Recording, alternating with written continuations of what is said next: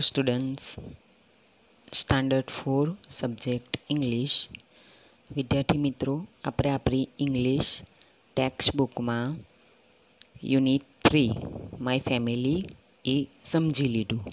હવે આજે આપણે સ્વાધ્યાય પોથીમાં લખીશું. બરાબર છે. સ્વાધ્યાય પોથીમાં આપણે યુનિટ 3 માય ફેમિલી એ લખીશું. ઓકે, ચાલો જો યુનિટ 3 માય ફેમિલી, મારું કુટુંબ. હવે કુટુંબમાં કોણ કોણ હોય તો તમે જોઈ શકો છો. મધર એટલે માતા, ફાધર એટલે પિતા, ડોટર એટલે દીકરી, સન એટલે દીકરો, આંટ એટલે કાકી, માસી અથવા ફોઈ. કાકી હોય, માસી હોય કે ફોઈ હોય તો એના માટે આપણે આંટ શબ્દ વાપરીએ અથવા આંટી પણ આપણે કહીએ છીએ. બરાબર છે ને. અંકલ એટલે કાકા, માસા અથવા ફુવા. બરાબર છે. ગ્રેન્ડ મધર એટલે દાદી, ગ્રેન્ડ ફાધર એટલે દાદા, વાઈફ એટલે પત્ની, હસબન્ડ એટલે થશે પતિ, સિસ્ટર એટલે બહેન, બ્રધર એટલે ભાઈ, નેફ્યુ એટલે ભત્રીજો અથવા ભાણો. બહેનનો દીકરો હોય તો પણ એને નેફ્યુ કહેવાશે અને ભાઈનો દીકરો હોય તો પણ એને નેફ્યુ કહેવાશે. નીસ એટલે ભત્રીજી અથવા ભાણી. બહેનની દીકરી હોય તો પણ નીશ કહેવાશે અને ભાઈની દીકરી હશે તો પણ એને નીસ કહેવાશે. બરાબર છે. ચાલો હવે જુઓ. ક્વેશ્ચન 1, બોક્સમાં આપેલા શબ્દો વાંચો અને ખાલી જગ્યા પૂરી શબ્દો પૂર્ણ કરો. હવે જો અહીં બધા બોક્સમાં આપણને નામ આપેલા છે: mother, father, sister, brother, uncle, aunt, daughter, son, husband, wife, grandmother અને ગ્રેન્ડ ફાધર. બરાબર છે. હવે અહીં આપણે ખાલી જગ્યા છે આપેલી તે પૂરવાની છે, એટલે કે ખૂટતા અક્ષર મૂકવાના છે. બરાબર છે. તો પહેલું છે અહીં. તો પહેલામાં શું આવશે? મધર. તો કયા ખૂટતા અક્ષર છે? MOTHER. બરાબર, ઓ અને ટી. એ જ પ્રમાણે છે ફાધર, તો આવશે ટી અને એચ, ફાધર, FATHER. ત્યાર પછી છે વાઈફ આવશે, પછી છે હસબન્ડ, પછી આવશે ડોટર, પછી છે સન, 7 નંબર પર સિસ્ટર, પછી આવશે બ્રધર. બરાબર, BROTHER. પછી આવશે આંટ. 10 નંબર પર આવશે UNCLE, અંકલ. પછી આવશે ગ્રેન્ડ મધર અને આવશે ગ્રેન્ડ ફાધર. બરાબર છે. ક્વેશ્ચન 2, ગુજરાતી શબ્દોના અંગ્રેજી નામ લખો. હવે અહીં આપણને શબ્દ આપવામાં આવેલા છે ગુજરાતી: માતા, દીકરી, પિતા, દીકરો. બરાબર છે. માતા, પિતા. બરાબર છે. તો હવે આપણે અહીં શું કરવાનું છે? તો અહીં છે માતા. તો માતાને શું કહેવાશે? તો કહેવાશે મધર. હવે દીકરી. બરાબર છે. તો દીકરી માટે શું કહેવાશે? તો દીકરી માટે કહેવાશે ડોટર, DAUGHTER. બરાબર છે. ત્યાર પછી પિતા માટે ફાધર, FATHER. દીકરો છે એના માટે સન, SON. દાદી માટે ગ્રેન્ડ મધર. બરાબર. દાદા માટે ગ્રેન્ડ ફાધર. ત્યાર પછી છે કાકી. તો કાકી માટે શું કહેવાશે? આંટ. અને માસા માટે અંકલ. ઓકે. માસા મામા હોય, ફુવા હોય તો અંકલ કહેવાશે. માસી, મામી, ફોઈ માટે આંટ. ચાલો, બ્રધર છે, ભાઈ એટલે બ્રધર. ત્યાર પછી છે બહેન. તો બહેન માટે સિસ્ટર. પત્ની માટે વાઈફ લખીશું અને પતિ માટે હસબન્ડ. ઓકે, અહીં આપણને બધા સ્પેલિંગ આપવામાં આવેલા જ છે, એના આધારે આપણે આ લખ્યા છે. બરાબર છે. ચાલો હવે પછી છે, જો આપેલી માહિતી કાળજીપૂર્વક વાંચો. Mister Manoj Dave a doctor 50 years. Manoj Dave છે ડૉક્ટર છે, 50 વર્ષના છે. મિસિસ મીના દવે એ ટીચર છે, 38 યર્સના છે. બરાબર, 48 વર્ષના. રાજ છે અ પેઇન્ટર, એ 24 વર્ષનો છે. અને રીચા છે એ વિદ્યાર્થી છે, એ 20 વર્ષની છે. હવે જુઓ, નીચે આપેલી માહિતીના આધારે કોષ્ટક પૂર્ણ કરો.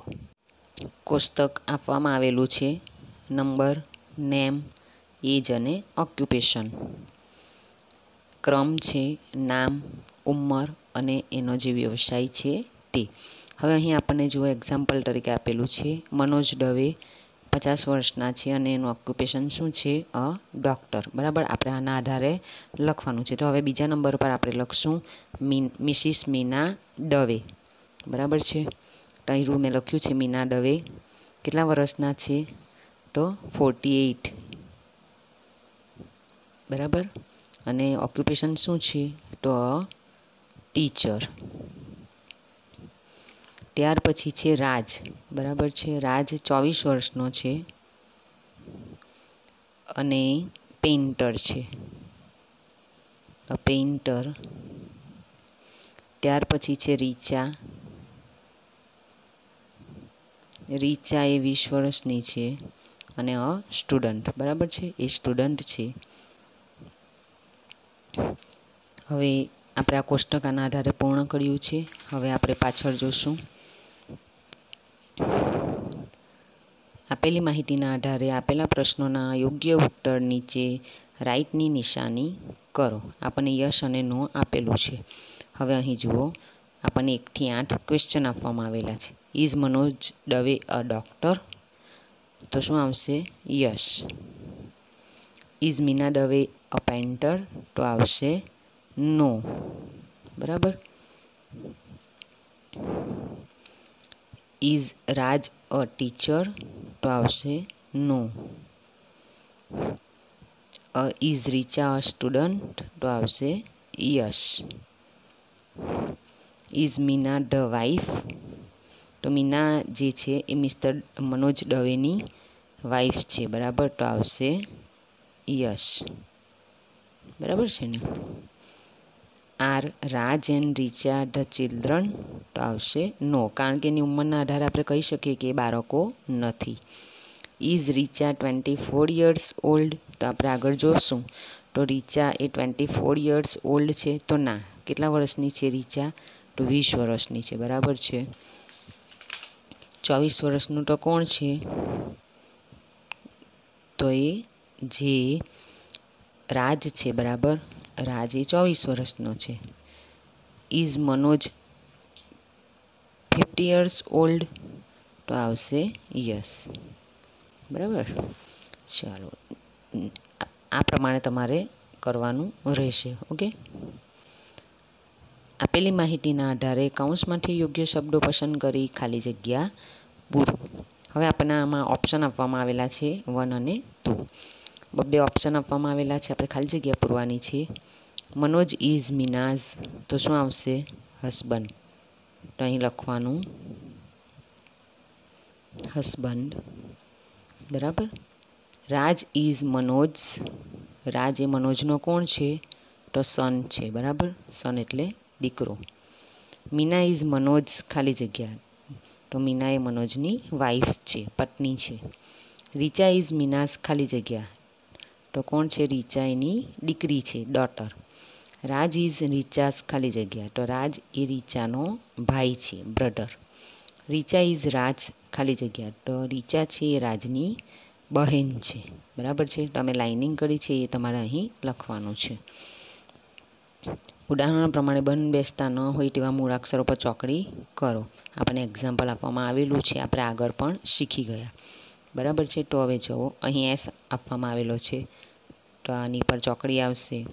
એફ છે તો કે પર ચોકડી આવશે. ડી છે, બરાબર છે, તો આ બી પર ચોકડી આવશે. જી આપવામાં આવેલો છે તો ક્યુ પર ચોકડી આવશે, બરાબર. પછી છે સામેના પેજ પર એન આપવામાં આવેલો છે તો એચ પર ચોકડી આવશે. એચ આપવામાં આવેલો છે તો એન પર ચોકડી આવશે. કે આપવામાં આવેલો છે તો વાય પર ચોકડી, અને આર આપવામાં આવેલો છે એટલે એન ઉપર ચોકડી, બરાબર છે. અહીં બોક્સમાં જે મૂળાક્ષર આપવામાં આવ્યો હોય તે રહેવા દેવાનો, અને જે અલગ પડતા હોય, બંધ બેસતા ન હોય તેની પર ચોકડી કરવાની હોય છે. હવે જુઓ, સૂચવ્યા પ્રમાણે કરો. એસ ફરતે ગોળ કરો. તો હવે એસ છે એના ફરતે આપણે શું કરવાનું છે? ગોળ. જો અહીં એસ છે, જ્યાં જ્યાં એસ આવે ત્યાં ગોળ કરવાનું છે, બરાબર છે. આ પ્રમાણે ગોળ આવશે, બરાબર. પછી છે એફ ફરતે ગોળ કરવાનું છે તો એફ આવશે.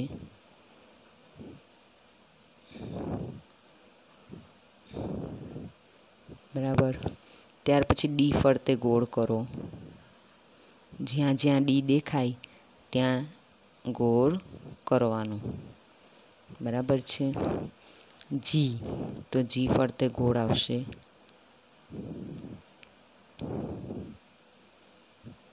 મેંગો, ટાઈગર, બરાબર. આ પ્રમાણે આટલું બધું તમને આવડે જ છે, સાવ સહેલું છે, બરાબર છે. ત્યાર પછી છે એન ફરતે ગોળ કરો. તો અહીં એન છે,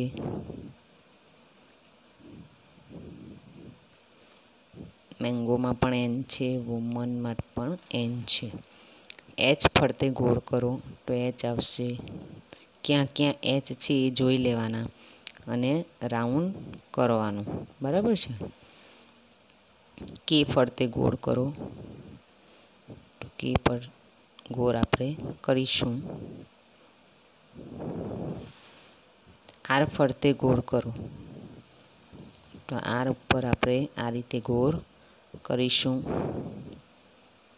સ્પેરોમાં પણ ડબલ આર છે, કારમાં પણ આર છે, બરાબર છે. તો આ પ્રમાણે આપણે એ ગોળ કર્યું. હવે જુઓ વિદ્યાર્થી મિત્રો કે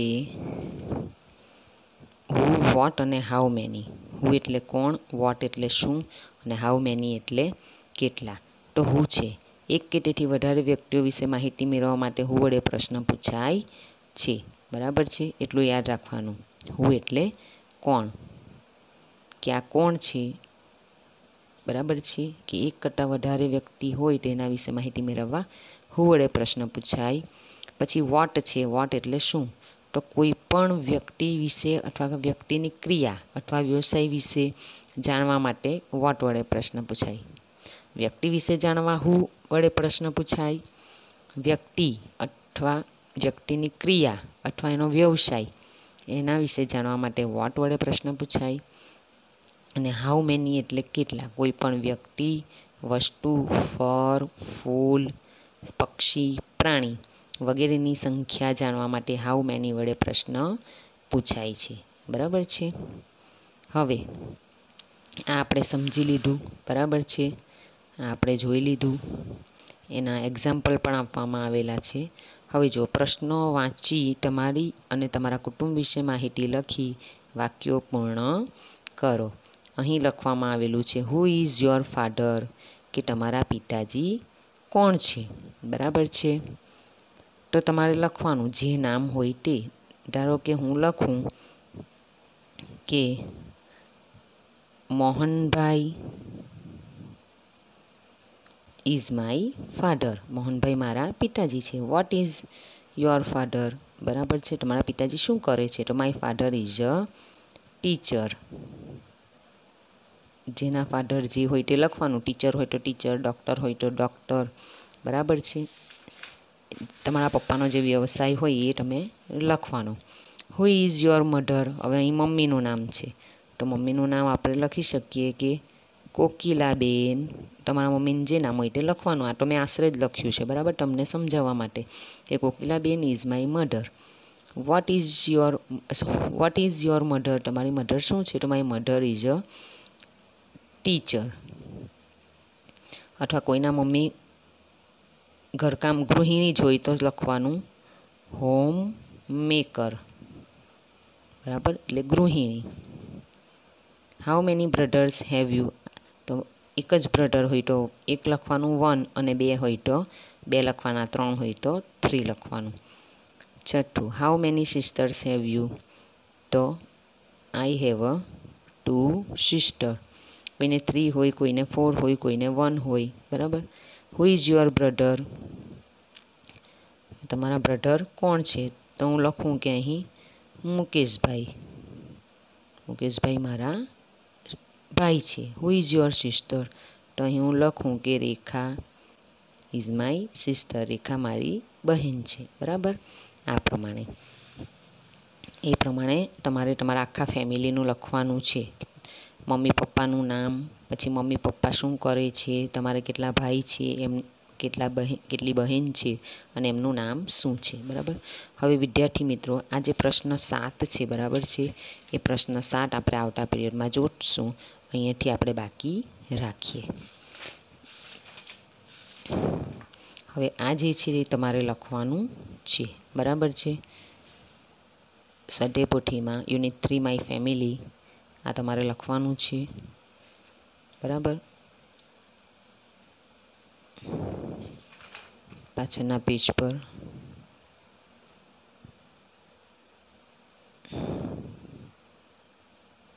આ જે લીટી દોરેલી છે, જવાબ તમારે અહીંયા લખવાના છે. આ ચોકડી કરવાની છે.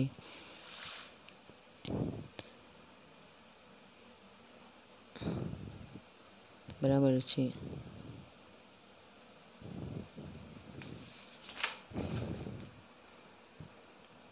અહીંયા પેજ નંબર 50 પર, ત્યાર પછી છે 51 ઉપર આ 2 પ્રશ્ન 6 અને 52, બરાબર છે. આ તમારે લખવાનું છે. પ્રશ્ન 7થી આપણે બાકી રાખીશું, જે આપણે આવતા પીરિયડમાં જોઈશું. ઓકે, સારા અક્ષરે લખવાનું રહેશે. Thank you.